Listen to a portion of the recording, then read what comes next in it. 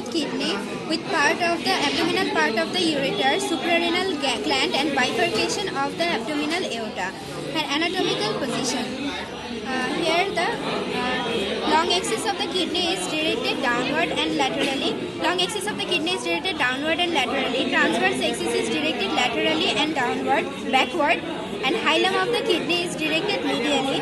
Upper pole is nearer to the midline, and lower pole is slightly away from the midline.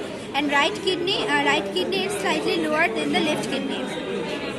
Now the parts. This is the ureter. This is the ureter or abdominal part of the ureter. This is the pelvis of the kidney. This is anterior surface, this is lateral border, medial border, upper pole, lower pole, and this is the posterior surface of the kidney. Posterior surface of the kidney is flat and anterior surface of the kidney is convex. And this is the inferior vena cava, and this is abdominal aorta. In abdominal aorta, we can see the celiac plexus, superior mesenteric artery and inferior mesenteric artery.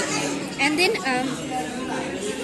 this is the renal artery, and this is renal vein. This one is renal artery and this one is renal vein. Now the impression of the kidney.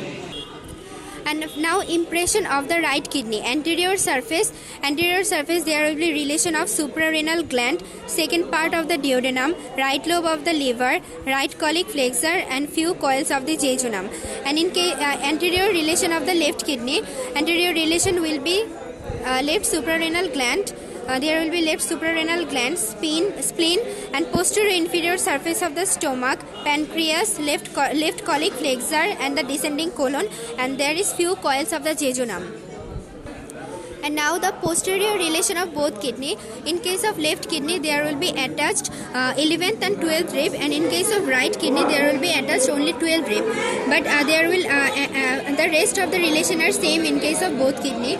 This is crus of the diaphragm. In case of both kidney, crus of the diaphragm. Then from medial to lateral, the muscles of attachment of three muscle. From medial to lateral, there is psoas major quadratus lumborum, psoas major quadratus lumborum, and transversus abdominis muscle, and the nerve supply and nerves which will attach here, the subcostal nerve, iliohypogastric and ilioinguinal nerve.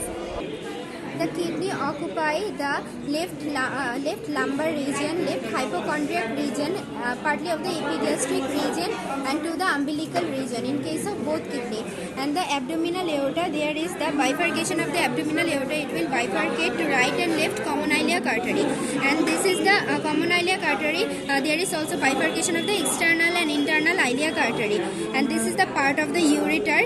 And ureter will be, this is the pelvis of the ureter. And in the ureter, there we can see three constriction. This is the first constriction or pelviureteric constriction at the level of the lower pole of the kidney, and there is second constriction at the pelvic brim where it will cross the bifurcation of the common iliac artery, where it will cross the bifurcation of common iliac artery. It is the second constriction. And third constriction at that point when the ureter will enter into the urinary bladder. Now the course of the renal fascia. Renal fascia will enclose the anterior surface of the both kidney, and then it will also enclose the renal vessels, and it will communicate or merge with the opposite side of the renal fascia. But laterally this renal fascia will communicate or merge with the fascia transversalis, and posteriorly with the psoas fascia. Posteriorly this renal fascia will communicate with psoas fascia, and in above portion the renal fascia will come together, and it will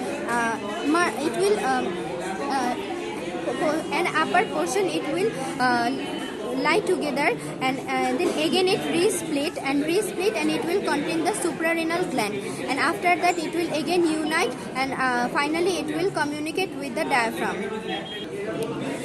This is the abdominal aorta, and this is inferior vena cava, and this is the renal vein in case of left renal vein, and this is the right renal vein.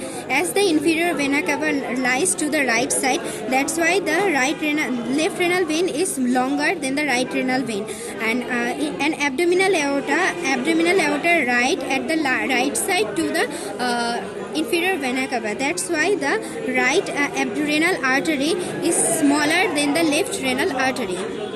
Now this is the cross section of the kidney. Here this is the cortex of the kidney, and this is medulla of the kidney. And medulla of the kidney, there we will find 8 to 18 pyramids, and 8 to 18 pyramids, it has apex and base. In the base there is presence of the papilla, and then it will form the minor calyx and major calyx. The major calyx is 2 to 3 in number, which will ultimately form the ureter or pelvis of the ureter. And then the minor calyx, this is 3 to 17 in number. This minor calyx will ultimately unite to form the major calyx. And duct of Bellini, this duct of Bellini comes to form the minor calyx.